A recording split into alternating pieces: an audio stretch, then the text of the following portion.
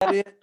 I think so, yeah. Story? I think Yeah, that's what makes that little twist. Okay. There's an unbelievable conflict with the crown, so that's interesting.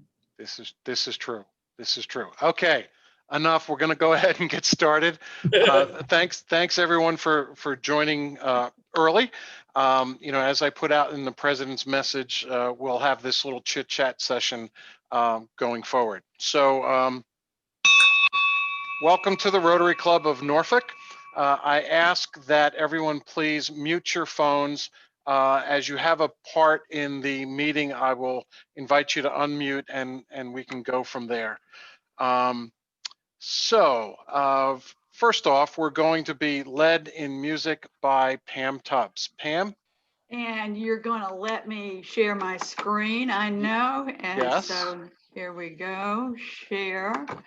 And we will do this. I'm beginning. Haha. How's that look? That looks great. Can you see it? All right. So I have a helper here. And I think that, we're going to sing that later. But first, we're going to sing Deck the Hall. So everybody knows this, I hope. If you don't, then, just kind of fake it. Here we go. Oh, you have to be on mute. Make sure you mute yourself. Deck the halls of holly, la, la, la, la. It's a season to be jolly, la, la, la, la, la. Come on, baby, la, la, la, la, la, la. Your ancient Yuletide carol, la, la, la, la, la. Hello? Next verse. Okay. Yeah, see the blazing. Okay. See the blazing Yuletide chorus. La, la, la, la, la, la. Spreading hope and diamond chorus. La, la, la, la, la, la. Holly and merry mistletoe. La, la, la, la, la, la. While I tell of Yuletide carols. La, la, la, la, la. And as the way the little dear passes by, la, la, la, la, melody that passes by, la, la, la, la, sing we joyous all together, la, la, la, la, la, la, la, heedless of the wind and weather, la, la, la, la, la. Yay! So I have to get, we have to practice my helper here. But anyway, we have Jingle Bells next. So if you have your keys, as we used to do in our meetings, you can rattle your keys while you're singing, unless you have some actual jingle bells. Look, Ace. We have actual jingle bells. So everybody ready? Dashing through the snow in a one-horse open sleigh, o'er the fields we go, laughing all the way. Bells on bobtail music, making spirits bright. What fun it is to ride and sing a sleighing song tonight! Oh, jingle bells, jingle all the way. Oh, what fun it is to ride in a one-horse open sleigh. Jingle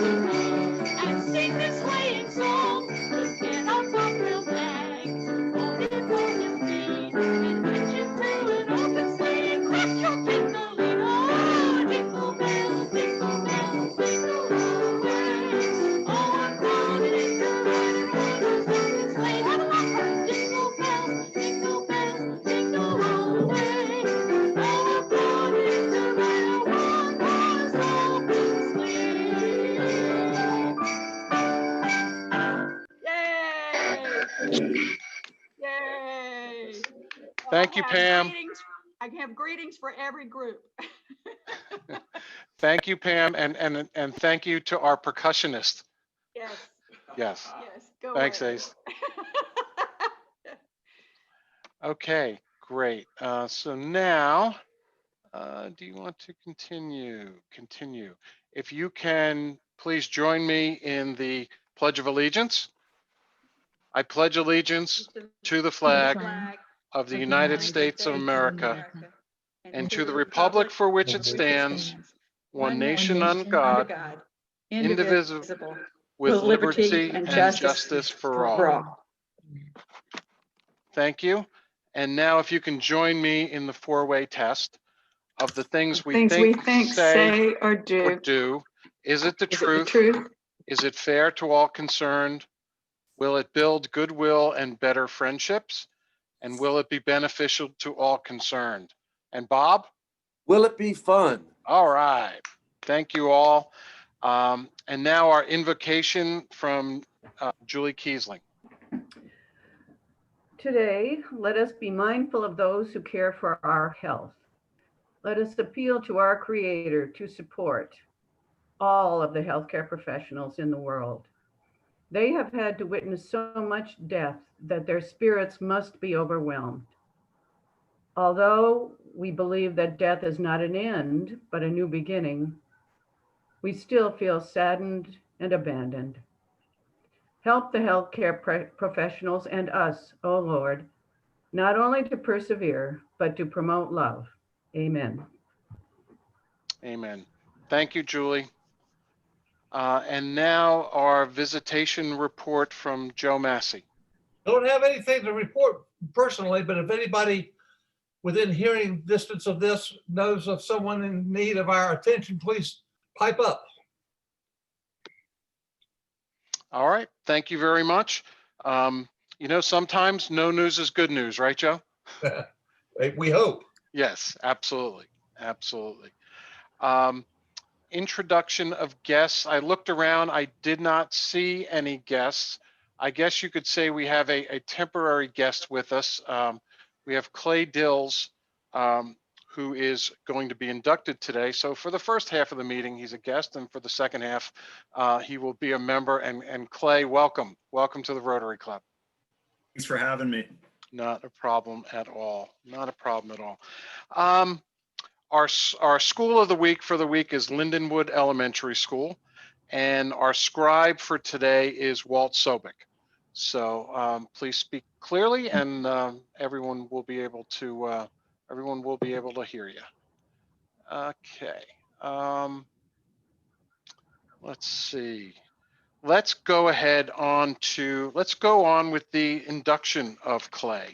You know, this is always one of the highlights. Jim, Yes. Jim, for some reason, I'm seeing Ann Morgan's screen. That's it? Stop sharing. Me too. Oh, hold Ann on a second. Morgan's, Hold yeah. on. I am Hold on. too. Hold on. You are. Ann, I love you, dear, but. Ann, Yes. What do I need Right. to do? you just need to stop. Somehow you're sharing, and you just need to stop sharing. Okay, how do we stop sharing? Under share Hold screen. on. I just stopped you sharing. Oh, yeah, here it goes. you. Everybody's back. Okay. Sorry about that. No, that's okay. Okay. Well, we recovered quickly on that one. So, you know, one of the highlights for a president is to see new members joining the club. We are pleased and thrilled to have Clay Dills joining our club.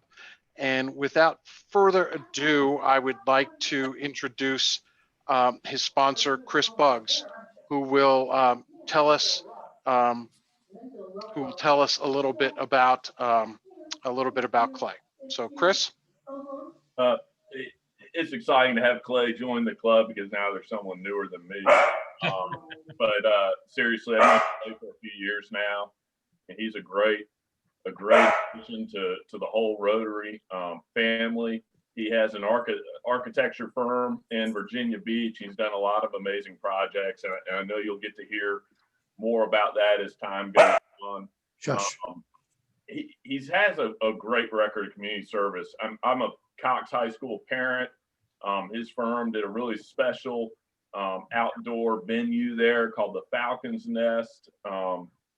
He's working with the Elizabeth River Project on an expansion, and then he has a first time he put together a multidisciplinary design team to do that project for him. So he went around and solicited the engineering consultants and the other consultants needed to do this so that the Elizabeth River Project could have an awesome addition to their Paradise Creek facility. His firm is a B Corp, is about to be certified as a B Corporation, which is a cool thing. Just a great record of service. His wife, Deidre, is super cool. Hopefully he'll bring her around sometime. She was really involved with the Cox Orchestra. My daughter was on, really appreciate that. His son, Eli, is remotely attending the Cooper Union, following in his dad's footsteps, and his younger son goes to school with my daughter at Cox, and he's about to start design school at Virginia Tech next year. You may find him skateboarding at a local strip mall up or down that Great Neck corridor. Clay's father was a Rotarian himself, so he is a legacy, or whatever we call that. Clay, my only words of wisdom before I turn you over to your mentor is don't limit your Rotary experience to this club. I mean, if your Rotary experience was limited to this club, you could still have an awesome experience. But Rotary is even bigger than this awesome club, and so I wouldn't limit your Rotary experience to just this club.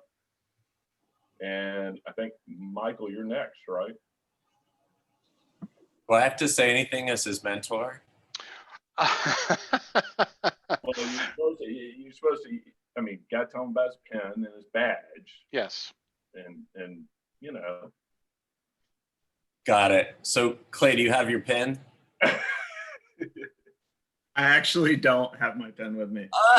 Okay, well, Clay, that's your first fine because I know you received it. I do. I had the full box, but I was like running around town. I'm at my house right now. Okay, all right. Well, Michael, continue, but that'll cost you some money there, Clay. That's all right. Well, Day one. yeah, if we were in person, I would be pinning you or giving you your pin and a little folder of stuff to do. So I suppose you skate free this time, but every Tuesday you should be wearing it, or in general when you're out and about, wear it. It just reminds you that you're Rotarian, and people ask, oh, you're in Rotary, and they always know somebody in Rotary, or it's a good way to start telling your Rotary story. So we'll let it go for today. And then I'll be mentoring you on your Rotary journey. I have no idea what that means. So good luck. Well, Clay, one of the things that means, Clay and Michael, is that you'll start as what we call a red badge member. And basically that means you're a full-fledged member. And there are certain tasks that we ask you to do, mostly to familiarize yourself with the different aspects of Rotary, and you'll gradually work your way to being a blue badge member. And really what that means is that you've learned a lot about the organization, you've learned about our club, you've done certain things like attend another Rotary's meeting, you've attended a board meeting, but all of that will be in the packet of information that you'll be receiving. But welcome to the Rotary Club of Norfolk. Thank you. Do you have anything you want to share right now? No, I'm excited to be here. Thanks for having me. Thanks for accepting me. I always thought of Rotary as something my dad did because it was what he did almost through my entire youth. So I was, this was very easy for me. A few years ago, we got very serious in the office about formalizing how we do community service and trying to create the most good out of what we do. So this is perfect timing for me and for our firm. So don't think it's just me. We'll rope everyone else into it. But, you realize that you can affect some change by yourself or, our firm alone. But you quickly realize that in a full community of people that with the same mission, same values, same full speed ahead for community service, you get a whole lot more done. So I'm excited. That's really what I'm here for, and it sounds like it's well underway. So thank you, Chris. Thank you, Michael, and everyone else. Well, welcome. We're thrilled to have you in the club. Thanks. While we're on the subject of new members, I just want to give everyone an alert. In the president's message that'll go out this week will be 2 more applications for you to take a look at. The board reviewed them last night at our board meeting, and we're sending 2 to the membership to review. One is for Jennifer Dilworth, and the other is for Stan Turbeville. So both of them have been at our meetings, a couple of meetings over the last month as visitors, and have submitted applications, and the board again agreed to send that to the membership. We'll be voting on them at our first meeting in January 5th. So just keep an eye out for that. We do have one Paul Harris Fellow to do, but but Lorna's not here. That's the only one we had, right, Sigger? Actually, we have several that are coming down the pike. We have, and now I'm going to really trip myself over because I'm not remembering, but we have at least 2, one of whom is Chris Bug. Okay. And I'm forgetting who the other one is, but we also have 2 others who are going up another level in the Paul Harris Fellow. So, you know, the last day of giving was very successful for our club, and I'm sure that there are others that I haven't figured out yet. Okay. We'll have multiple Paul Harris Fellows in the near future. Awesome. That's great. That's great. And thank you to all members of the club for supporting the foundation. That helps not only Rotary International worldwide, but also does come back and help us locally. Holiday social. We're going to have a holiday Zoom cocktail party, for lack of a better term, or social, and that's going to be on the 22nd, which is next Tuesday.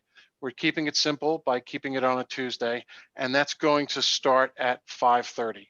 And it'll really just be an opportunity for us to gather in a social environment. But you'll be getting some more information about that. Maybe we'll have some entertainment. You know, bring your favorite drink recipe, alcoholic or not, to share, and we'll just try to spend some time together.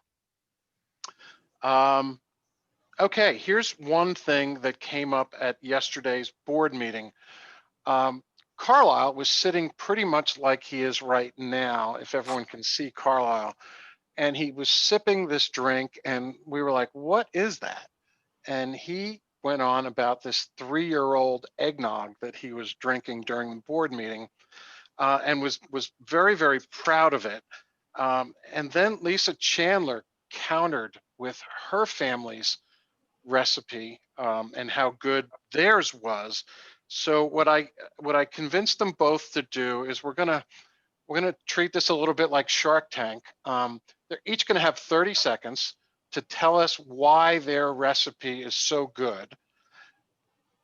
And then we're going to open bidding on a quart of each of their eggnog.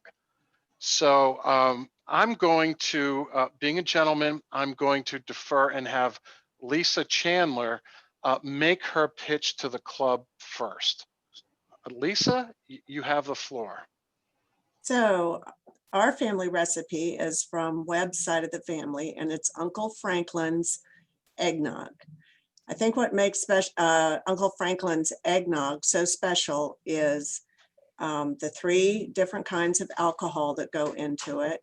And then it's the love of about 5 or 6 people that always want to be in on the eggnog making the night that we're doing it. So we usually make about 4 gallons of it, and it usually doesn't last through. I've never tried keeping it for 3 years. I might have to try that. And, but we usually get to just after New Year's and we are finished with it. It's quite yummy. Okay, well, thank you, Lisa. Carlisle, your 30 seconds. Make your pitch. Well, this is my father's recipe, and I don't know where he got it from, but it also includes 3 kinds of alcohol. But we age ours in the refrigerator. I have a quart of 2-year-old eggnog, which is what we're auctioning off today. What I was drinking yesterday was 3 years old. And the only thing you really need to do with it, other than keep it refrigerated, is shake it 2 or 3 times a year, just so it doesn't separate. And it is, again, like Lisa said, it's quite yummy. And the longer it ages, the smoother it gets. So if you like spiked eggnog, I think you will like this.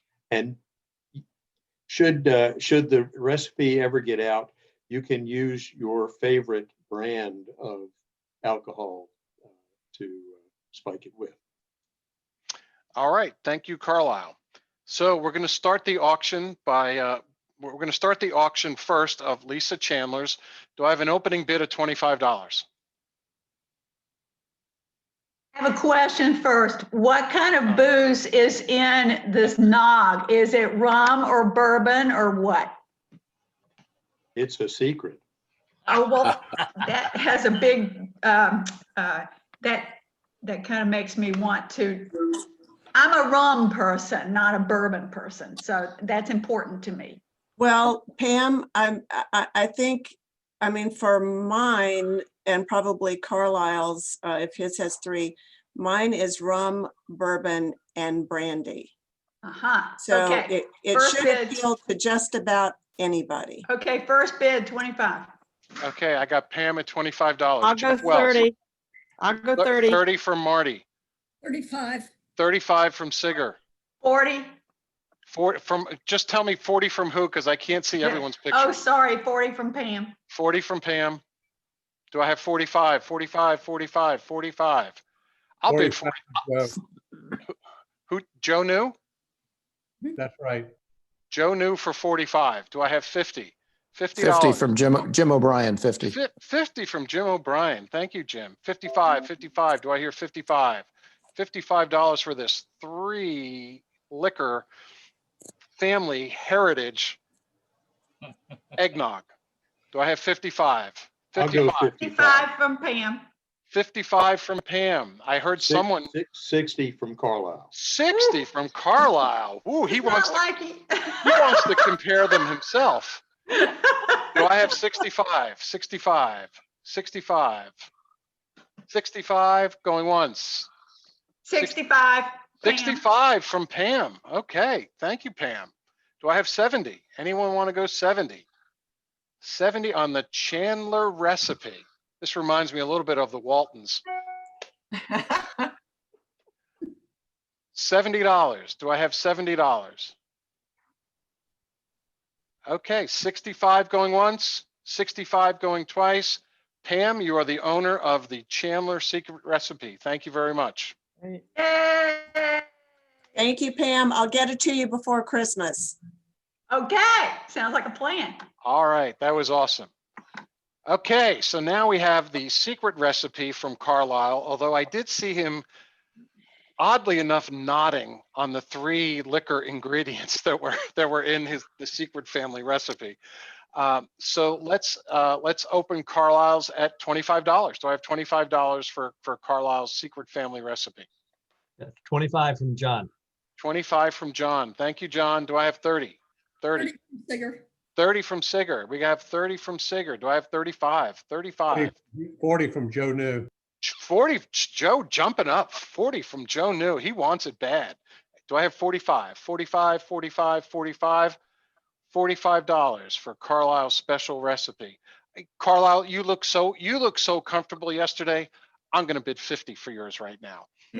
I want to share that comfort. Anyone, $55. $55. 55. 55. 55 from Jeff Wells. All right. Do I have 60? $60. 60 from Clay. 60 from the newbie. Oh, Way Clay, to you're go. killing me. The Way new to, guy. way to step up. Your fine is forgiven if you win. Do I have That's 60? what I was hoping for. Okay, $65. $65 for the Roten family recipe. 65. Do I hear $65? 65. All right, 60 going once, 60 going twice. Clay, you are the proud owner. Welcome to the club. Okay, well, thank you. I hope this added a little bit of levity. It certainly did to our board meeting last night. And that money will be going to Norfolk Rotary Charities and helps us do good works within the community. So thank you for everyone's participation, and thanks for indulging me in what I thought would be a little fun. Clay, I'll get it to you as soon as I can figure out how to get in touch with you. Yeah, or I can come by and get it. Okay. Either way. All good. All Thank good. you. Thanks everyone, and thank you, Lisa, and thank you, Carlisle. That was wonderful of you. Final thing for just some club business to bring up is the Salvation Army Christmas Depot is this Thursday. Our shift that we are committed to goes from noon to 5. It's in the Kempsville area. There's more information that is on the club website where you can register. I ask you to consider it. I think it's a worthy cause that we've participated in for many years. You know, it's a time where it's going to be a little bit different this year in that most of it is going to be outdoors and delivering to cars, but it still helps a lot of folks in our community. And I know we tend to be late signer-uppers and late arrivers, but please give that some consideration. That's really a wonderful cause. Okay, moving along. Our Vice President in charge of programs is Lori Harrison, who due to some work conflicts was unable to be with us. Our Rotarian of the day is Marilyn Goen. And Marilyn joined Norfolk Rotary in 2017.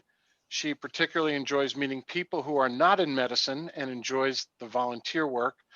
She enjoys art, and her husband her and her husband have a rather eclectic collection. May have been a fact leading to their older daughter now being an art conservator at the National Gallery. Marilyn, she might be a guest speaker someday. You never know. Good. Cool. She played the cornet and golf in school, no holes in one, has not been doing either of them since, and now she plays the radio. So I'm now going to turn the meeting over to Marilyn, who will be introducing our guest speaker. Thank you. Thank you, President Jim.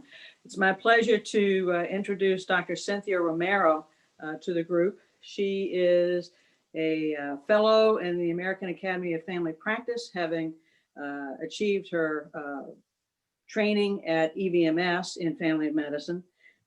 She was previously the State Health Commissioner for Virginia, and she's currently the director of the Brock Institute for Community and Global Health at EVMS. In that role, she is working to improve the health of all people in Hampton Roads through collaborative educational, clinical care, and research activities. 3 priority areas for the Brock Institute are mental health and substance abuse, maternal child health, and health disparities. I'm pleased that she'll be able to speak to us today on COVID-19 and the future community impact of the disease. Thank you for joining us, Dr. Romero. Fantastic. Thank you so much. On behalf of Dr. Richard Homan, our President, Provost, and Dean at EVMS, all of our faculty, staff, and students want to bring greetings to all of you. And I tell you, this is the most fun I've had, I can truly say, for the past week. So thank you for allowing me to be part of this. Thank you, Dr. Goen, for that very kind introduction. And I also want to thank Lori Harrison for the extension or the invitation to join you today. I am sharing my screen here. Just want to make sure you all can see this. We can see. Wonderful. Thank you so much. I also want to applaud and thank Jim Kitts and the officers and members of the Rotary Club of Norfolk for your leadership, in particular during this crisis. And I want to thank you for supporting the purchase of masks for our students, keeping them safe. I want to thank you for writing very special appreciation and support notes for our residents and fellows, our training residents and fellows, and for helping spread the critical message of the 757 Mask Up campaign on your Facebook page. So thank you so much for that wonderful support. In the brief time that I have with you, I want to talk about the mental health impacts in particular from COVID-19 and appreciate the opportunity to discuss this. And I also shared my presentation with Lori, so if you would like to get a copy of it, as well as a resource that I'm going to share, Lori will be able to share that with you. So when we look now that we are in the 9th month of this pandemic, looking back, it seems just like yesterday that the first case was reported in March of this year.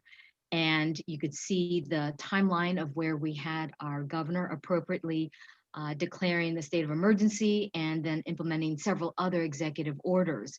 Then in the May timeframe, we saw the first peak throughout our Commonwealth for the number of hospitalizations within one day, total hospitalizations across the Commonwealth, the number of deaths within a day, and the number of positive COVID cases in a day.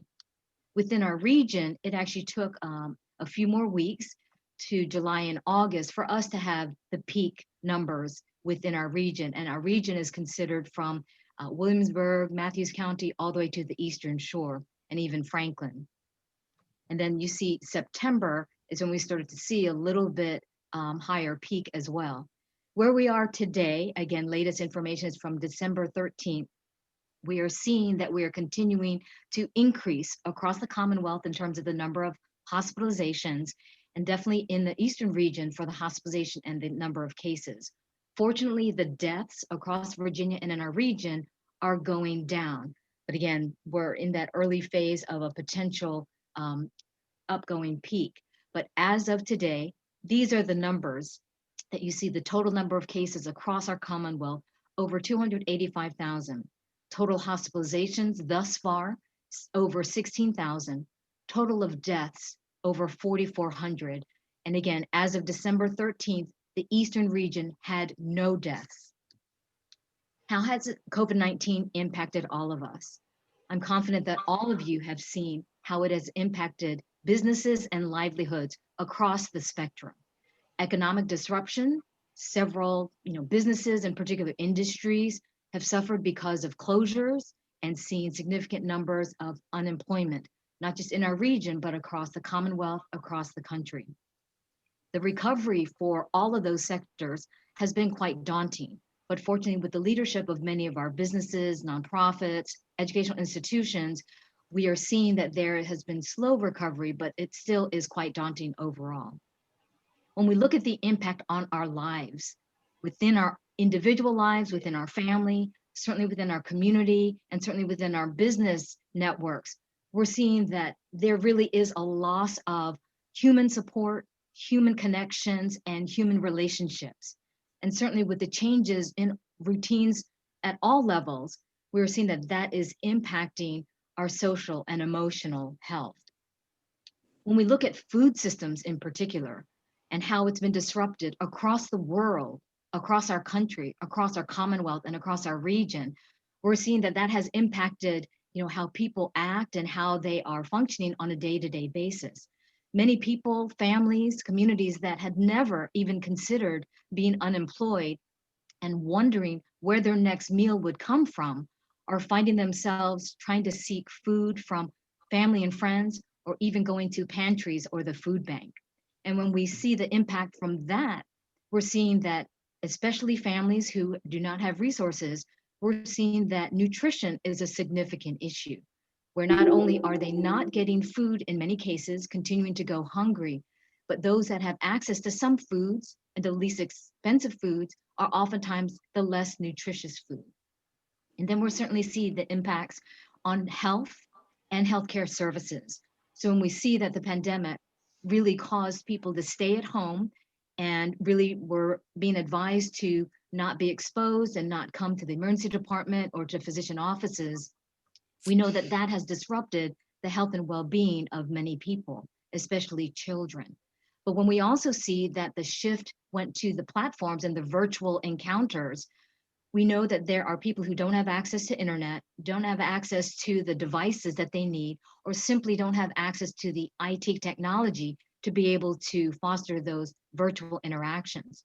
And then when we see that people are less active because they're sitting in front of virtual screens and having meetings all days and not running around to different, buildings or parking lots, et cetera, we are seeing the weight gain. So we're hearing, instead of the freshman 15 that people were gaining in college, we're now considering the COVID-19. And so with where we are now, we're right in the middle of the pandemic, and we are, seeing some hope, especially with the vaccines that we know came to the United States yesterday and really are starting to spread, especially to that first tier of essential workers. There is still ongoing uncertainty. And then considering within our country and in our society that we are still dealing with so many other situations that are causing additional uncertainty, anxiety, and stress. And those are, as you see there, racial injustice, the political polarization, the onslaught of constant news. And oftentimes news is not always the most positive news, but again, compounding, all the other circumstances in our society. So when we look forward, okay, we all like to be optimistic and know that the path is forward and it'll have some curves here and there, but we ultimately know that we will get to a peak, get to the top of a mountain and be able to look back and hopefully learn from lessons that we are seeing today. But certainly as a health professional, I am seeing that there are concerns that we need to look right at our feet today and recognize and acknowledge that there are potholes that exist. And if we are not paying attention, especially related to health and mental health of everyone, that there are going to be challenges in our path moving forward and for years to come.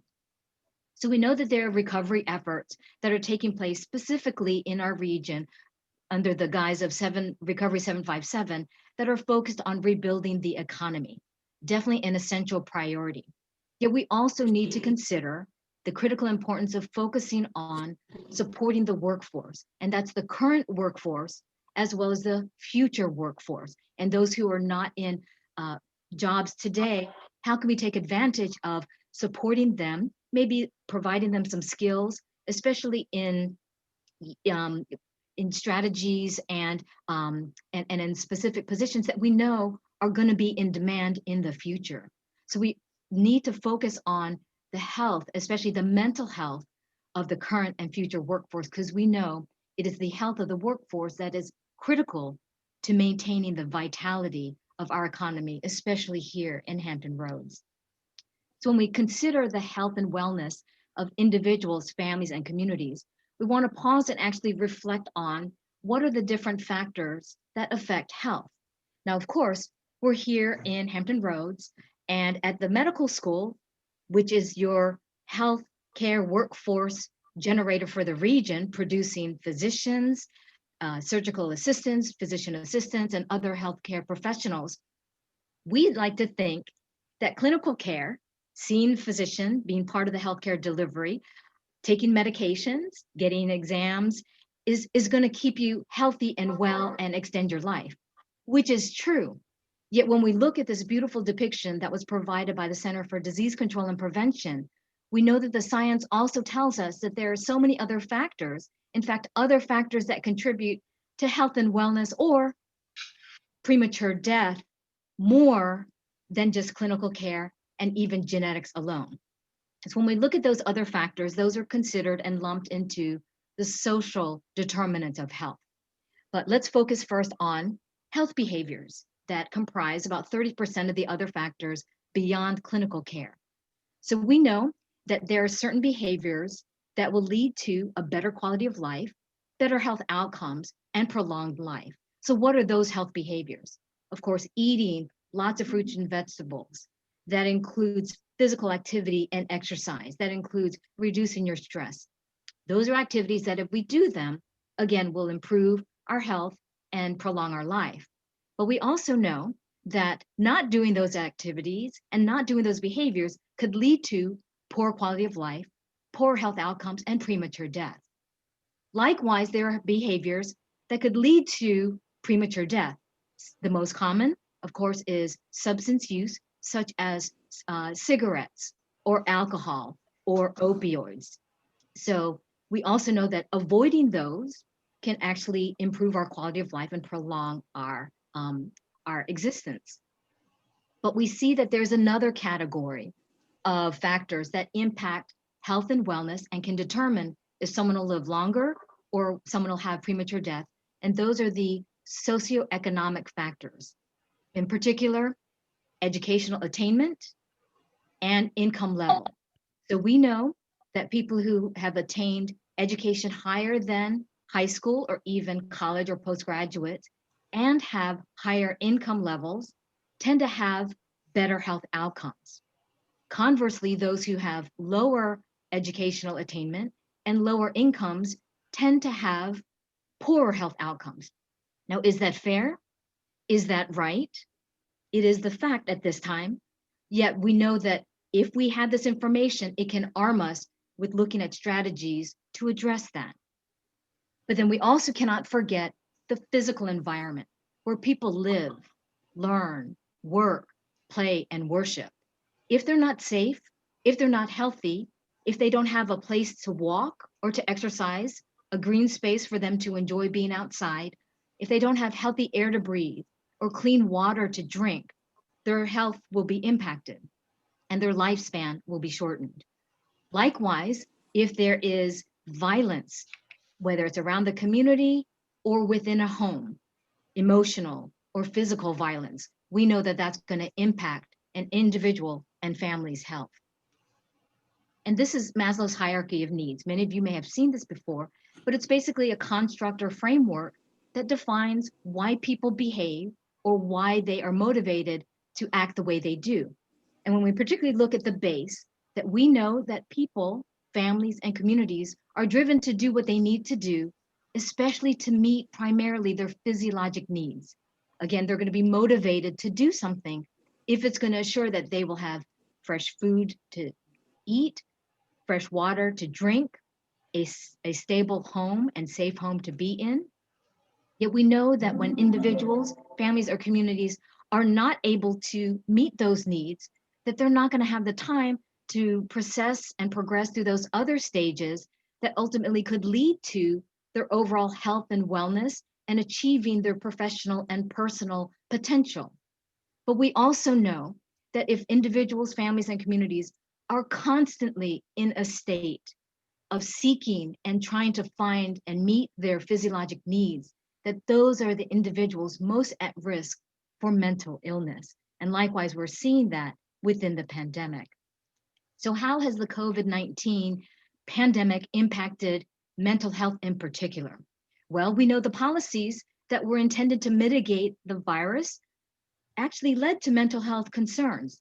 So the shelter at home, being safe and minimizing exposure, of course, led to loneliness and isolation. The social and physical distancing, not only within an environment, but just being safe at home, led to social disconnection and losing social supports.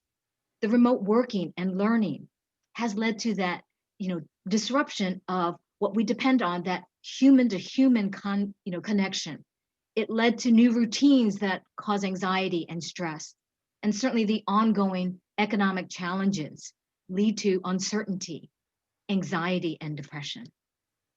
When we look at the website of Mental Health America, we see that since the pandemic, the number of people accessing the online screening program increased significantly. Since January through September, over 315,000 people took the online screening program, and actually led them down the path of having anxiety. Over 535,000 took the survey and led them down the diagnosis or the consideration of depression. And within those categories, 8 in 10 people who took those surveys actually already have symptoms that are consistent with moderate to severe disease. When we look at the those who completed the survey also, we see that consistently, again, in both of those categories, anxiety and depression, that 70% of them reported that loneliness and isolation were at least the top 3 contributing factors for why they were really concerned about their mental health and well-being. And when we specifically look at which population is suffering the most, it breaks our heart to see this, that it's the young people, the youth, the 11 to 17-year-olds, especially those who are suffering, with their identification with LGBTQ plus issues. They're searching for help and support for the mental health. And again, they had survey results that were reflecting already moderate to severe symptoms of anxiety and depression. And we have to acknowledge that racism and mental health are interlocked. We know that people of color and those who are marginalized, whether it's because of race or ethnicity, because of being homeless, because of being physically disabled, they are individuals, communities, and families that experience life differently. And we know that when they are victims of that racism, that they are suffering from mental health issues deeper and more prominently than others. And we know that racism causes trauma, and trauma leads to mental illness. And if it's not addressed, it will continue to plague these individuals, families, and communities for a lifetime. So when we look at health disparities, especially in COVID-19, I'm actually going to stop sharing my screen for a moment so I can show you some information directly from the Virginia Department of Health. And let me just pull that up real quickly here. And if you have not had a chance to look at the website of the Virginia Department of Health, I urge you to spend some time there, and not just because I was over this agency before, but because the staff that collect this information and are so diligent about sharing it really reveals a lot of information that all of us could benefit from just knowing. So when we look at this particular graph, it's under the summary dashboard. This is information that reflects the number of cases, hospitalizations, and death. And the beauty of this is that we could drill down to the specific health district. So let's pick Norfolk, which is of course right where we are.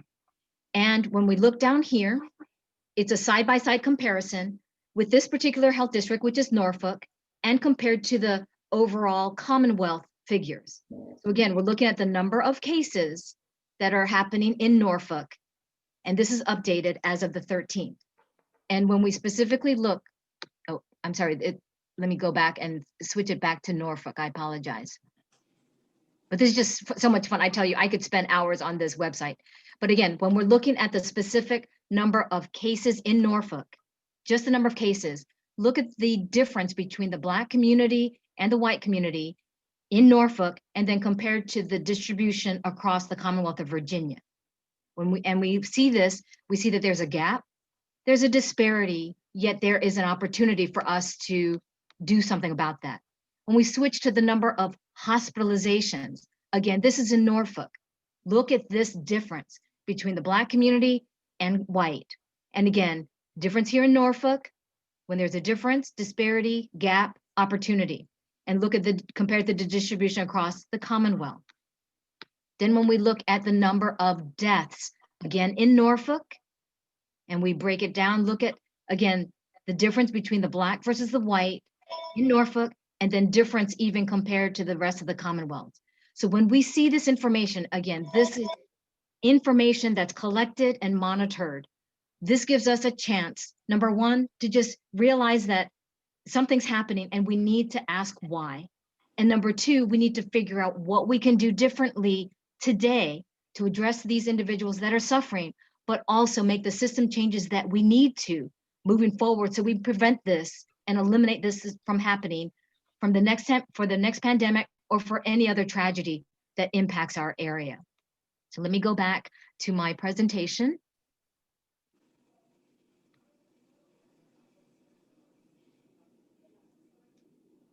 Thank you.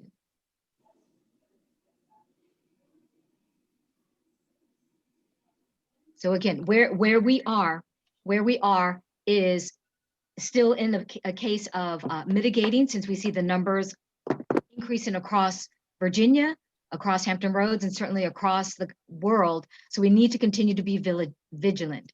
We also need to start protecting each other, do what we need to do, as I know all of you have been doing the mitigation strategies, and also getting the flu vaccine. This is a time where respiratory illnesses are impacting all of us, and combined with the risk factors that could lead to catching COVID-19, we need to do the best we can to protect each other and certainly protect ourselves.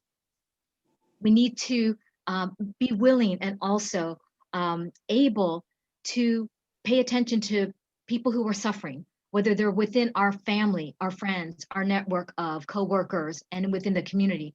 All those statistics that I shared with you from the Mental Health America, they're just not others. These are people who are within our family, they're in our community, they're in our networks. So we need to be aware of who those individuals are and be willing to help support them. We need to acknowledge that we are all going through COVID-19, but we are all going through COVID-19 differently. And we need to consider especially those populations before the pandemic who were already in fragile support systems. They're likely suffering even more. And certainly the data from the Virginia Department of Health reflect that they're likely the ones suffering the most from this pandemic. And we have to also learn from the prior pandemics that there are going to be everlasting effects, especially not just on family relationships, but also on the mental health of several populations.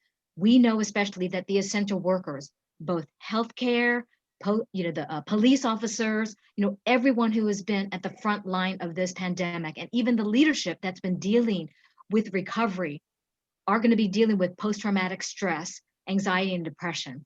And it'll take a long time for businesses to recover financially. So we also need to remember that in order for us to be prepared to address these, we need to take care of ourselves as well. The Virginia Department of Behavioral Health and Developmental Services provides this very nice statement cloud to allow us to remember what we could do to cope.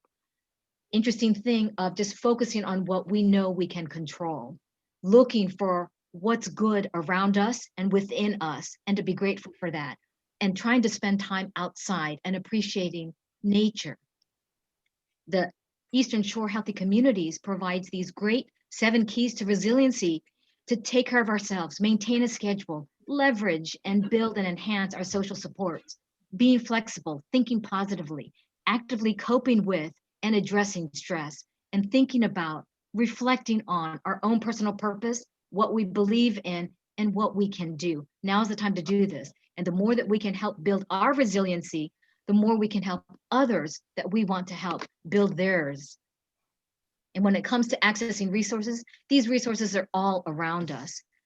This is a Mentally Healthy Norfolk. It's a pocket-sized brochure that the Brock Institute helped prepare in partnership with the City of Norfolk's Mentally Healthy Norfolk effort. This was an effort launched by the city a couple of years ago, and it was intended to raise the awareness and to prevent suicide in Norfolk.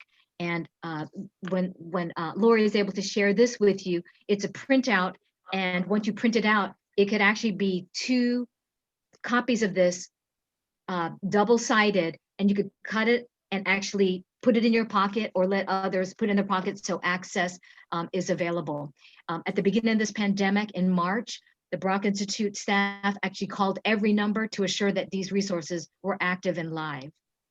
Resources 757 is a tremendous resource for our region and particularly focuses on supporting children and families who are homeless. So tremendous resources there. And then the National Alliance on Mental Illness, wonderful group of individuals, of people who've suffered from mental illness themselves or who've helped work with a family member or as a caregiver for those suffering from mental illness. Warm hotline, so you can actually speak to a person And again, those are the hours that it's available. But again, reaching out to NAMI, you will always reach a live person. And recognizing that our veterans, there are 20 veterans that commit suicide every day across our country.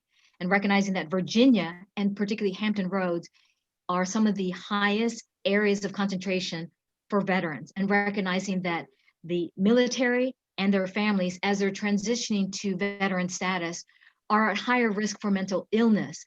And if we as a region, as we as healthcare supports, and we as just family and friends are sensitive to those cultures and to their risk factors, then hopefully we can be paying attention and allowing them to get the support, especially the mental health supports that they deserve, and certainly the benefits that they deserve.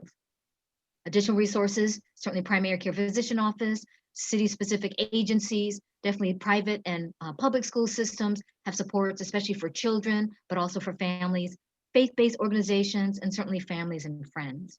So what can all of us do? What can all of you do individually as a Rotary Club to help address, prepare for this health and mental health crisis that we know is ongoing and that is likely to continue in the near and distant future? Again, hopefully from my conversation with you today, that you'll see that a simple text, a simple phone call, a simple smile can really go a long way. And again, simply, this is our time during a pandemic where we are hopefully appreciating all the blessings that we have. And again, with the wonderful socialization and all the business that you did before I had a chance to speak, I know that you all are probably ahead of the curve in terms of being supported and being willing to help others. But I would hope that we can continue to spread the Rotary's message, continue to spread the message that everyone will get through it. We will get through this as long as we kind of lock arms together, share our resources, and continue to be the change that we wish to see in this world. Thank you so much. I'll end there, and I'm happy to answer any questions. Thank you so much. Thank you, Dr. Romero. Do we have any questions for Dr. Romero? I have one that was sent to me to ask you, and it's not necessarily mental health related, but if we expect to get a COVID vaccine soon, should we still get a flu shot now? Yes, we are likely not going to have the COVID-19 vaccine disseminated to the community at large. So the recommendations now are to try to get your flu shot now, especially if you've not had any reaction to the flu shot previously. So there are going to be ongoing studies now that look at the timing between the flu vaccine and the COVID-19 vaccine. But as of now, it is considered safe to actually get the flu vaccine, especially if you've tolerated it before. And again, the sooner, the better. But I would also say that as you are connecting and hopefully have access to the COVID-19 vaccine, especially if you're in the essential worker category, again, taking the time to allow your body to specifically react to the flu vaccine and waiting, they're saying anywhere between 2 to 4 weeks to get the COVID-19 vaccine. Again, hopefully you'll be able to tell if you're not having a fever, if you're not having any other risk factors at the time that you're considering the COVID-19. If your healthy status, then you should be able to tolerate the COVID-19 vaccine. But this is all very new. We are still learning a lot about the vaccine itself. There still need to be additional studies, particularly about the safety and effectiveness within pregnant women, within the pediatric population, within some others who have chronic illnesses. So this really is kind of an emergency, but we're learning as we go. Thank you. Any other questions for Dr. Romero? Yes, Barbara. I would just like to thank you for, incredibly comprehensive report on where we are and what we've been through, and uplifting. I guess the biggest message is to get out and touch each other any way we can, via phone or text or however. But thank you very much for everything you included. Something that I have noticed recently is just, unfortunately, I was in a car accident. And after coming back from that and going through the rental car situation, they're just bombarded with people renting cars because of accidents as replacement vehicles. And I don't know who tracks the accident rate in the region, but just my own observations, the number of people going through stop signs and stoplights and speeding and driving in a heightened state of anxiety has made it more dangerous to drive. So I would encourage all of my friends here to drive defensively as much as possible and be aware of everybody out on the road, because it's just an interesting world out there on the road these days. But thank you, Dr. Romero. That was wonderful. You're welcome, Barbara. Thank you. Anyone else? Jim, this is Bill Eisenbleiss. Yes. She was suggesting that people get the regular flu shot. Many of our members probably are aware of this, but if you're 65 or older, you could go to CVS, get the flu shot, Medicare pays for it. And I think that's true of most health plans also, employer health plans. Agreed. Yep. Dr. Romero, Bob Bancher with Prime Plus, and I want to thank you for a tremendous presentation. We've been frontline with seniors 50 and above for many, many years. And I got to say the last 9 months has been a journey. And your comment about reaching out and the use of technology, we're working actually with EVMS and Westminster Canterbury and Birdsong in bringing programming to seniors, but recognizing that it's like the tree in the forest. If they don't know how to use the technology, they're not going to get the programming. So we're looking for volunteer counselors. In fact, some of the students are engaged that through Madeline. And it's a tremendous program, but my appeal is to the whole Rotary Club that as we witness in our first 15 minutes of social, people have become masters of signing on to Zoom. And I want to challenge everybody in the club to find a senior and teach them how to use Zoom. Because with telehealth, and these are new opportunities for reaching out. And for that senior that is reluctant to move their laptop from a coffee tray back into a laptop, we've got to, so thank you for your presentation. It was right on the money. Great. Thank you so much, Bob. And I underscore that, everything's changed in terms of what's going to happen 6 months from now when everything's hopefully back to normal, right?